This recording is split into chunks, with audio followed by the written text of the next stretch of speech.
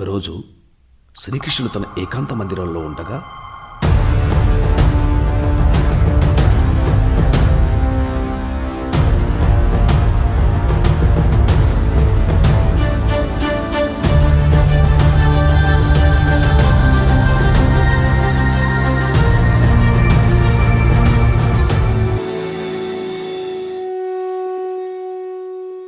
తన శిరోభూషణమని నెమలిపించం కనిపించకపోవడం గమనించి తెలుసుకునే ప్రయత్నం చేయగా కృష్ణుని రాక గమనించిన నెమలిపించం తనకు తానే వారి ముందు ప్రత్యక్షమవుతుంది.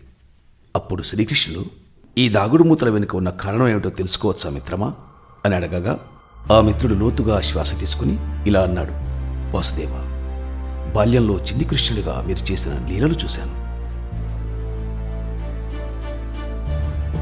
ఆ తర్వాత కురుక్షేత్ర మహాసంగ్రామంలో ధర్మాన్ని రక్షించడానికి మీరు తీసుకున్న నిర్ణయాలను చూశాను. ధర్మరాజు చేత అశ్వత్థామత కుంజరహ అని పలికించావు.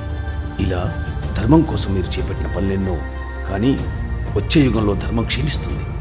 దుర్మార్గపు బాటలో నడిచే ప్రతి ఒక్కరూ మీ భక్తులుగా చెప్పుకుంటూ లీలార్థాన్ని మరిచి భౌతికార్థంతో వారి పక్కన ఉన్న వారిని కూడా అధర్మ మార్గంలో నడిపిస్తారేమో.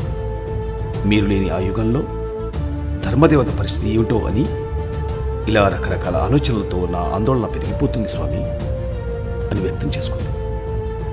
అప్పుడు కృష్ణుడు చిన్నగా నవ్వి తాను లేని యుగమే లేదంటూ తానే సర్వాత్మకుడునని వివరిస్తూ తన మిత్రుల్లో కంగారు తగ్గించే ప్రయత్నం చేశాడు. కానీ తన మిత్రుల్లో కంగారు తగ్గలేదని అర్థం చేసుకున్న శ్రీకృష్ణుడు, నీ హృదయంలో ఉన్న చింత తీరాలి అంటే నేను నీకు కాలాన్ని దాటి మరొక యుగాన్ని చూపిస్తాను. అక్కడ ధర్మం యొక్క విలువ మరియు అధర్మం కంచె దాటిన వేళ నేను ఉద్భవిస్తానని నువ్వు తెలుసుకోవడంతో పాటుగా నీకున్న సందేహాలని మాయమైపోతాయి మిత్రమా అని చెప్పి అనుగ్రహిస్తాను.